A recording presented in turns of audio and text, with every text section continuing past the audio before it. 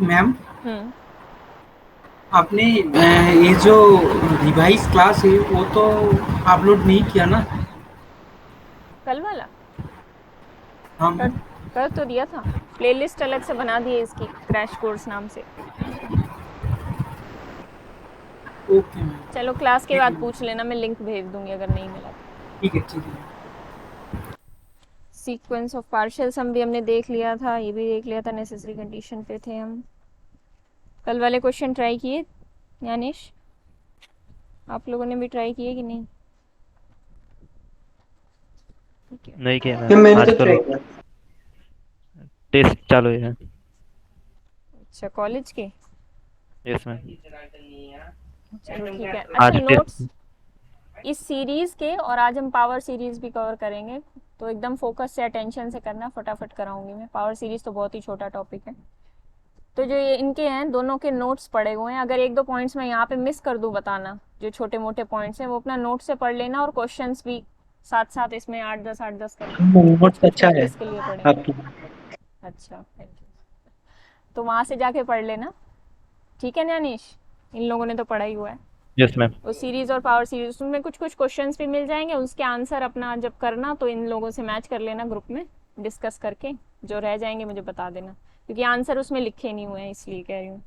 अच्छा, अब आते हैं पॉजिटिव टर्म सीरीज पे। अभी सीरीज कर रहे हैं, फिर पावर सीरीज स्टार्ट करेंगे। Positive term series. Positive term series क्या होती है? एक ऐसी सीरीज जिसकी सभी टर्म्स पॉजिटिव हो। जैसे कि कोई सीरीज समेशन ए एन ले रहे हैं, n equal to 1 to infinity, तो अगर जो ए एन सीक्वेंस है वो पॉजिटिव टर्म सीक्वेंस है, तो इससे बनने वाली जो सीरीज होगी वो क्या कहलाएगी? Positive term series. यानी सीरीज की हर एक टर्म, हर एक ए एन पॉजिटिव होगा। A n is greater than 0 for all n, तो इसको पॉजिटिव टर्म सीरीज बोला जाएगा। एक मिनट रुको, जस्ट एक मिनट।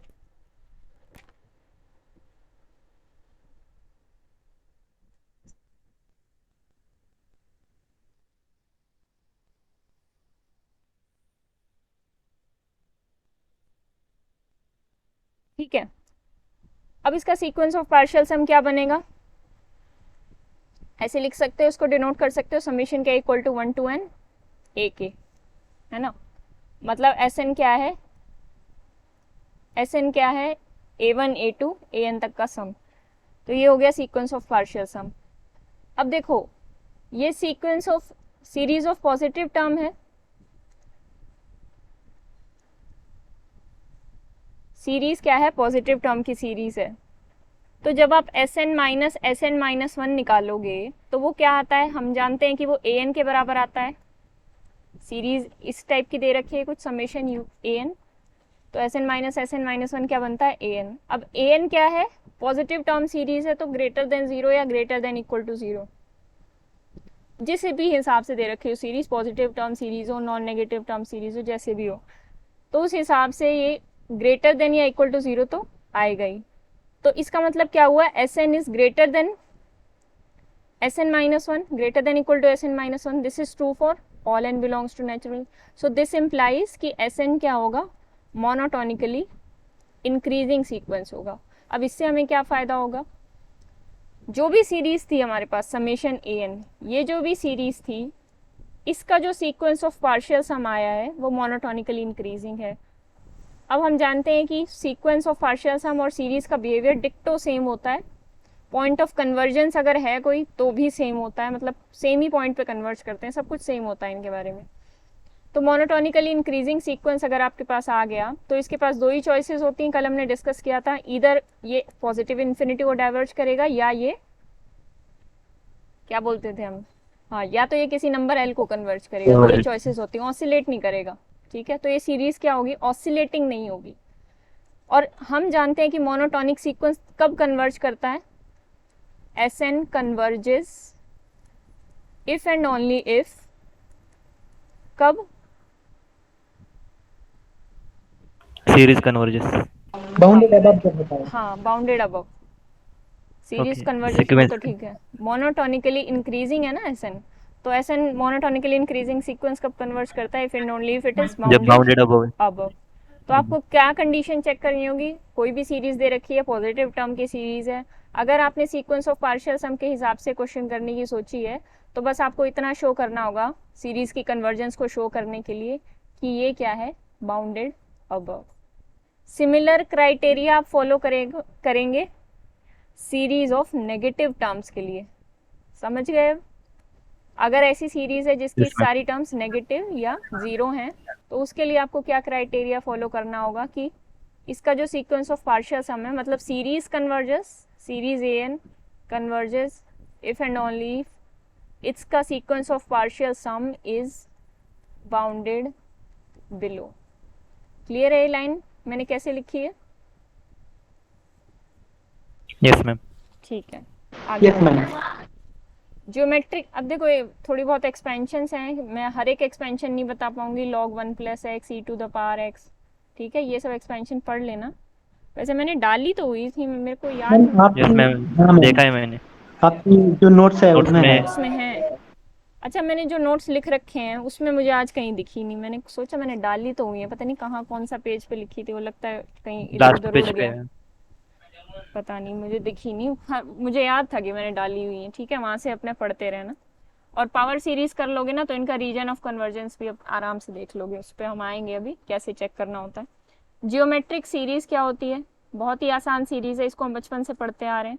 ये सीरीज क्या हेल्प करेगी आपको कन्वर्जेंस डाइवर्जेंस चेक करने में और कन्वर्जिंग डाइवर्जिंग पॉइंट भी निकालने में कि किस पॉइंट पे सीरीज आपकी कन्वर्ज करती है।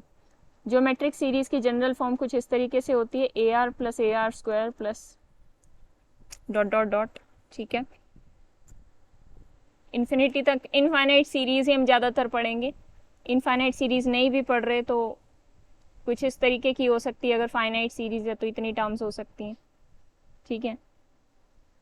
अगर इनफाइनाइट सीरीज है तो आगे तक चलती जाएगी। पहला पॉइंट, अगर कन्वर्ज ये कब करेगी और किस पॉइंट पे कन्वर्ज करेगी, किस पॉइंट पे Mod of कन्वर्ज r करती है? less than equal to 1 over a upon 1 minus r. Converges to a by 1 minus r if and only if mod of r less than 1, equal to 1 पे converge नहीं करती है। इसका example आप ले सकते हो, अगर मैं सिंपली यहाँ पे a को 1 पुट कर लूँ और r को भी 1 पुट कर लूँ तो आप देखो यहाँ पे 1 प्लस 1 प्लस 1 प्लस 1, 1 को इनफाइनाइट टाइम्स ऐड करने पे एक डाइवर्जेंट सीरीज बनेगी ना, इक्वल टू 1 Yes, पे ma'am. n कन्वर्ज नहीं times a होगा। करती। माइनस 1 पुट करोगे तो ऑसिलेटिंग हो जाएगी, उसका केस भी हम यहाँ पे लिख लेते हैं। एक तो ये केस हो गया diverges if r greater than equal to 1, r को 2 पुट कर लो यहाँ पे, 2 2 2 सॉरी 2 2 स्क्वायर 2 क्यूब, इस तरीके से आता चला जाएगा। सब पुट कर करके देख लेना, एक वैल्यू आपको यहाँ से आइडिया मिलते चले जाएंगे। ऑसिलेट करेगी finitely if and only if r is equal to -1, और इनफाइनाइट ऑसिलेट करेगी if and only if r is less than -1, ठीक है। r इज इक्वल टू -1 होगा तो इस टाइप की सीरीज बनेगी, summation -1 raise to power n, इसका सम कभी 1 आएगा, कभी 0 आएगा, कभी इस तरीके से आएगा, ठीक है। वो बात अलग है कि इसको रीअरेंजमेंट करके इनफाइनाइट सम भी दिखाया जा सकता है इस वाली सीरीज का, पर चलो वो टॉपिक आगे का है, यहाँ से रिलेट नहीं होता, तो वो बात अलग है। इनफाइनाइट ऑसिलेट कब करेगी कोई सीरीज? r लेस देन -1 है, a को 1 पुट कर लेती हूँ मैं उस सीरीज में और r को 2 पुट कर लेते हैं, सॉरी -2 लेस देन -1 है ना, तो सीरीज कुछ इस तरीके की बनेगी आपकी, -2 प्लस -2 स्क्वायर प्लस -2 क्यूब, इस तरीके की सीरीज बनेगी। ये इनफाइनाइटली ऑसिलेट करेगी, कभी माइनस इन्फिनिटी जाएगी, कभी प्लस इन्फिनिटी जाएगी। आई थिंक इसका फाइनाइट सम भी दिखाया जा सकता है कभी, ठीक है, उसके लिए शायद आपको रीअरेंजमेंट करना पड़ेगा। तो इस तरीके की सीरीज इनफाइनाइटली ऑसिलेट करती हैं, ठीक है। 1 2 3 क्वेश्चन डाले हुए हैं, इनके प्रैक्टिस कर लेना ज्योमेट्रिक सीरीज के। मैं इसलिए नहीं करा रही हूँ क्योंकि वो काफ़ी सिंपल होते हैं Okay. ज्योमेट्रिक सीरीज के क्वेश्चंस, ठीक है। बस Yes, ये ma'am. क्राइटेरिया आपको ध्यान में Simple. रखे, हाँ, बस ये जो क्राइटेरिया है, ये 3-4 पॉइंट्स, इनको ध्यान में रख के आपको सम निकालना होगा। चलो आगे बढ़ते हैं। अच्छा, पीडीएफ जो मैं बना के देती हूँ इसका डेली नोट्स का, वो ठीक दिखता है ना, उसमें वाइट वाइट तो नहीं दिखने लगता, मतलब ब्लैक ही दिखता है ये पेन? मतलब कई बार ऐसा होता था ना कि ये वाइट दिखने लगता था, किसी ने अगर चेक किया हो। Ma'am, live lectures.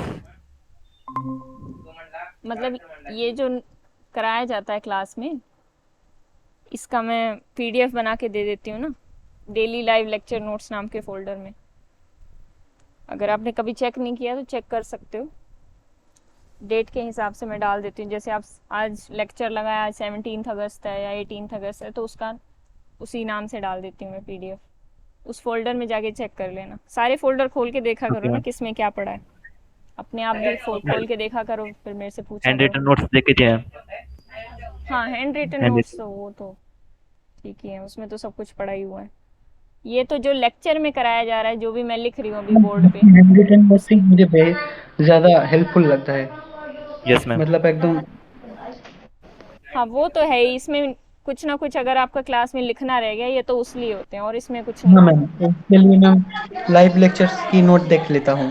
हाँ वही मैं कह रही हूँ कि दिखते हैं ना, ठीक है, कुछ गड़बड़ तो नहीं हो रही आजकल। चलो मैं खुद ही चेक कर लूँगी। अब देखो पी सीरीज टेस्ट है। पी सीरीज टेस्ट क्या कहता है, इस टाइप की कोई सीरीज है आपके पास 1/n⁻⁴ इसमें 3 केसेस होते हैं, नहीं 2 ही केसेस होते हैं। अगर p < 1 है तो ये डाइवर्ज करती है, डाइवर्ज करेगी। और p < 1 के लिए कन्वर्ज करती है ना। लेकिन ये सीरीज इतना डायरेक्टली तो पूछा नहीं जाएगा, लेकिन इसका यूज बहुत किया जाएगा लिमिट कंपैरिजन टेस्ट करते टाइम। लिमिट कंपैरिजन टेस्ट, हाँ अब करते हैं लिमिट कंपैरिजन टेस्ट। 1/n वाली सीरीज डाइवर्जेंट है, इसको हम यहाँ से भी देख सकते हैं बहुत आसानी से। इसमें कुछ ना कंपैरिजन टेस्ट पे आते हैं।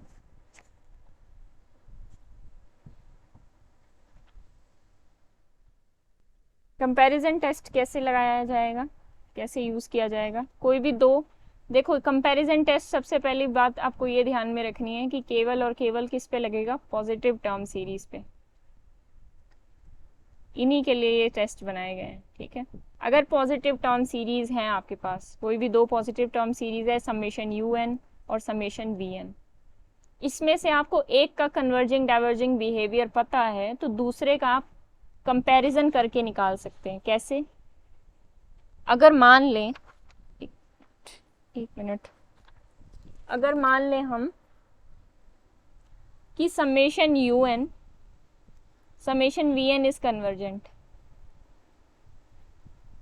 मतलब इनके बीच में अगर ये रिलेशन है, पहले तो ये रिलेशन भी होना चाहिए। ये दो सीरीज गिवन है, दोनों पॉजिटिव टर्म की सीरीज हैं, और सीक्वेंसेस के बीच में ये रिलेशन है कि UN इज < K VN। किसी न किसी कुछ ना कुछ टर्म्स छोड़ने के बाद, या पहली टर्म से या दूसरी टर्म से या 10,000वीं टर्म से, ये रिलेशन उनके बीच में है। यहाँ पे K क्या है, K कोई भी फिक्स्ड पॉजिटिव रियल नंबर है, ठीक है। K belongs to R positive, ऐसे भी लिख सकती हूँ मैं। अब K कुछ भी हो सकता है, 1 हो सकता है, 2 हो सकता है, कैसा भी नंबर हो सकता है। अगर ये रिलेशन है तो यहाँ पे से दो बातें निकल के आती हैं। क्या बात निकलती है, अगर समेशन VN कन्वर्जेंट सीरीज है तो इसका मतलब जो समेशन UN सीरीज है वो भी कन्वर्जेंट होगी, ठीक है। शॉर्टकट में लिख लेते हैं, समेशन UN डाइवर्जेंट है तो समेशन VN भी UN VN, हाँ VN भी डाइवर्जेंट होगी।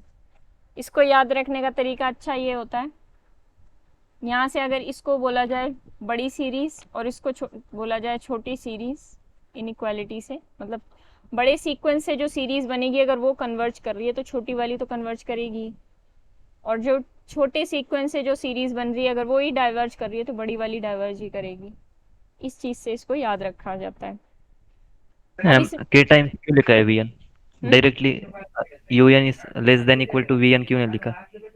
के टाइम, वैसे इन जनरल ये फॉर्मूला होता है के लगा के, ज़्यादातर हम इसको यूज़ करते हैं UN < VN, के को 1 पुट करके। लेकिन यहाँ पे कोई कांस्टेंट भी मल्टीपल भी हो सकता है, जनरल फॉर्मूला यही है। आपको ऐसा इसलिए लग रहा होगा क्योंकि आपने के को कभी यूज़ नहीं किया होगा। कोई भी यहाँ पे यस नंबर कांस्टेंट आ जाएगा ना, तब भी इससे फ़र्क नहीं पड़ता है। कहने का मतलब बस वो के पॉजिटिव होना चाहिए, के एक पॉजिटिव रियल नंबर होना चाहिए, 0 भी नहीं हो सकता, ठीक है। तो ये होता है फॉर्मूला हमारा। ज़्यादातर के को 1 ही यूज़ किया जाता है, पर कभी कुछ और कांस्टेंट यूज़ कर रहे हो तो आराम से कर सकते हो। लिमिट कंपैरिजन टेस्ट और अच्छा टेस्ट है, इससे भी ज़्यादा अच्छा टेस्ट। मतलब लिमिट कंपैरिजन टेस्ट को आप ऐसे समझ सकते हो, उसको ही जनरलाइज कर दिया ऊपर वाले कंपैरिजन टेस्ट को, उससे थोड़ा एक्स्ट्रा ही है ये, लेकिन जहाँ पे जैसी कन्वीनियंस है उस हिसाब से हम यूज़ करते हैं। कंपैरिजन टेस्ट आप अगर 1/n और 1/log n वाली सीरीज में यूज़ करना चाहो तो एक बार यूज़ करो, तब तक मैं यहाँ लिखती हूँ कैसे कंपैरिजन टेस्ट लगा के इसकी कन्वर्जेंस या डाइवर्जेंस चेक करोगे समेशन 1/log n वाली सीरीज के। इफ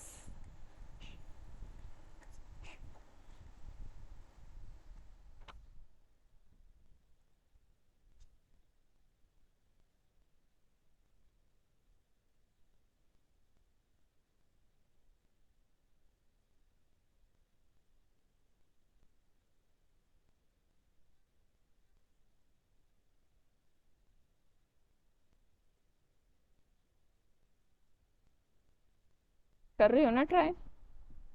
यस मैम, कर दिया। समेशन 1/log n डाइवर्जेंट होगी। डाइवर्जेंट होगी, कैसे कंपेयर किया आपने?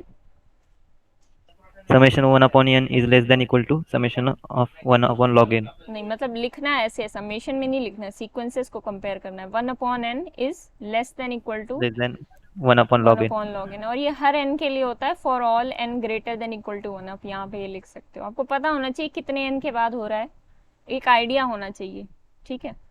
तो ये होता है। अब क्योंकि ये छोटा वाला सीक्वेंस जो है ये डाइवर्जेंट होता है, तो बड़ा वाला जो सीक्वेंस सीरीज बनाएगा वो भी डाइवर्जेंट होगी। Very good. अब देखो यहाँ पे हम कंपैरिजन टेस्ट की बात कर रहे हैं। कंपैरिजन टेस्ट करने के लिए हमें क्या निकालना पड़ता है, उसी तरीके से दो सीरीज गिवन होगी, लेकिन उनके सीक्वेंस की हमें रेशियो निकालनी है। UN/Vn करके कुछ ना कुछ रेशियो आएगी, कुछ ना कुछ लिमिट L आएगी। अगर एक नॉन जीरो नंबर आता है, नॉन जीरो फाइनाइट नंबर आता है, ये ध्यान रखना है, यहाँ फाइनाइट होगा, तो समेशन UN और Vn का जो बिहेवियर होगा वो सेम होगा। यानी अगर एक कन्वर्ज करेगी तो दूसरी कन्वर्ज करेगी, एक डाइवर्ज करेगी तो दूसरी डाइवर्ज करेगी। दूसरा केस क्या हो सकता है, L is equal to 0। L is equal to 0 होने से क्या होगा, L इक्वल टू 0 हो गया अगर, तो अगर Vn कन्वर्ज कर गई तो UN कन्वर्ज कर जाएगी।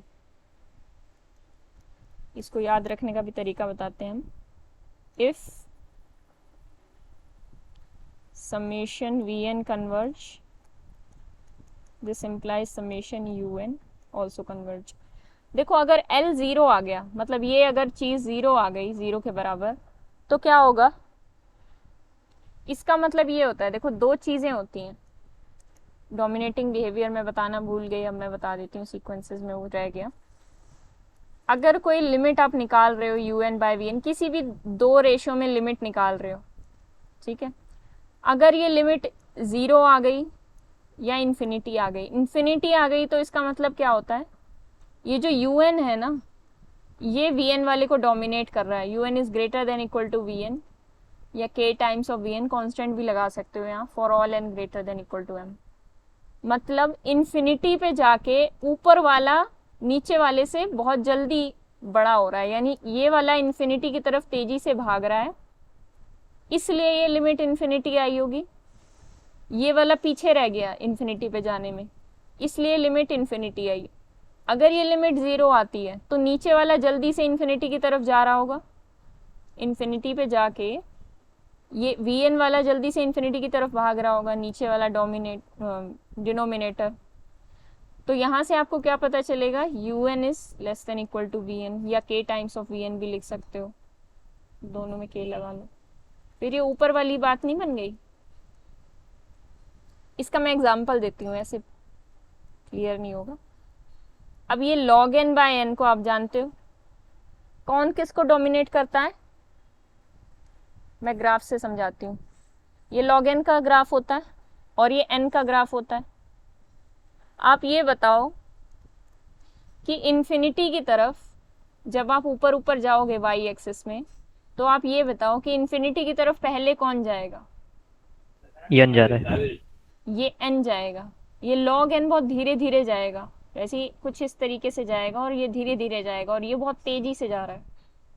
तो हमें यही देखना होता है कि कुछ फाइनाइट टर्म्स छोड़ने के बाद, इसको m1 बोल दो जो ये लाइन लगाई है मैंने, इस फाइनाइट टर्म्स छोड़ने के बाद किसका क्या बिहेवियर है। ठीक है, तो log Yes, n को हमेशा n डोमिनेट करता है, ये बात हमें पता है। अगर इसकी बात की जाए n by e raise to power n, तो इसकी लिमिट एक, हाँ एक तो ये बात हो गई, इसकी लिमिट क्या आएगी, लिमिट क्या आएगी इसकी लिमिट आ जाएगी, कौन सा इन्फिनिटी की तरफ तेजी से भाग रहा है, नीचे वाला। तो ये कुछ ना कुछ एक ऐसा समझ लो कि ये कुछ ना कुछ फाइनाइट रह जाएगा, नीचे वाले इन्फिनिटी की तरफ बहुत जल्दी चला जाएगा। तो नीचे वाला इन्फिनिटी और ऊपर वाला कुछ भी नंबर, तो one something by infinity is zero, इसलिए लिमिट जीरो आती है। लॉपिताल रूल भी लगा सकते हो। लॉपिताल रूल क्या कहता है, ऊपर वाले का डेरिवेटिव करो, नीचे वाले का डेरिवेटिव करो, ये लिमिट किसके इक्वल आ जाएगी, 1/n वाली लिमिट के, और वो जीरो होती है। वो तरीका भी अप्लाई किया जा सकता है, पर हमेशा पॉसिबल नहीं होता कि लॉपिताल रूल लगाया जाए, तो इसलिए हम ये डोमिनेटिंग बिहेवियर चेक करते हैं। अब ये नीचे वाले का देखें अगर graphically, e raise to power n का ग्राफ कुछ इस तरीके से होता है और ये n का ग्राफ कुछ इस तरीके से होता है। कौन जा रहा है जल्दी इन्फिनिटी की तरफ, e raised to n. E raise to n जाएगा जल्दी से इन्फिनिटी की तरफ। तो ये लिमिट क्या आ जाएगी, इसकी वैल्यू क्या आ जाएगी, जीरो। अब एक और बात करते हैं, अगर इसी का उल्टा निकालना हो हमें, e raise to power n by n, तो ये लिमिट क्या निकलेगी, Infinity. ये लिमिट इन्फिनिटी निकलेगी, क्योंकि अब ऊपर वाला न्यूमरेटर इन्फिनिटी की तरफ तेजी से जा रहा है, तो ये इन्फिनिटी निकल आएगी। तो ये सब क्राइटेरियाज का यूज़ करके हमें पता चलता है। एक बार मैं बिहेवियर्स लिखवा लेती हूँ, कहीं नोट कर लो नोटबुक में अपनी, शायद ये नोट्स में लिखे नहीं हुए हैं मैंने, ये बड़े इंपॉर्टेंट होते हैं डोमिनेटिंग बिहेवियर्स, इनकी हेल्प से कोई भी लिमिट डायरेक्टली जीरो या इन्फिनिटी बता सकते हो आप। n raise to power n to the power n greater than n factorial. Greater than equal हाँ टू हाँ ma'am, n factorial greater than equal to k raise to power n ये शायद node में नहीं है। हाँ ये चीज़ नहीं है मुझे लग रहा है। देखो ये ग्रेटर देन इक्वल टू लगाने का मतलब ये नहीं है कि ये हर एक n के लिए सेटिस्फाई हो जाएगा। यहाँ पे वही बात है कि किसी n के पर्टिकुलर n के बाद ये रिलेशन इन दोनों में या इन दोनों में या इन दोनों में या इन सभी में रिलेशन किसी n के बाद ज़रूर सेटिस्फाई होगा। तो ऐसा मत समझना कि ये हर एक n के लिए सेटिस्फाई हो जाएगा, बस ये इसका वैसे एक्चुअल साइन यहाँ पे ये लगाया जाता है, डबल ग्रेटर देन। बस यहाँ से हमें ये पता चल जाता है कि log n सबसे कमज़ोर है, फिर पॉलिनोमियल फंक्शन, फिर एक्सपोनेंशियल फंक्शन, फिर फैक्टोरियल फंक्शन, और फिर n raise to power n। देखो फैक्टोरियल में क्या होता है, 1 into 2 into 3 dot dot dot up to n, और n की पावर n में क्या होता है, n इंटू n, ये n टाइम्स होता है।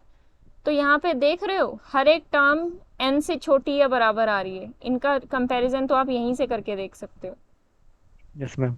है ना। Ma'am k raised to n जो होता है उसमें k और n का रिलेशन क्या होता है, k is less than n. नहीं k एक्सपोनेंशियल को डिनोट कर रहा है,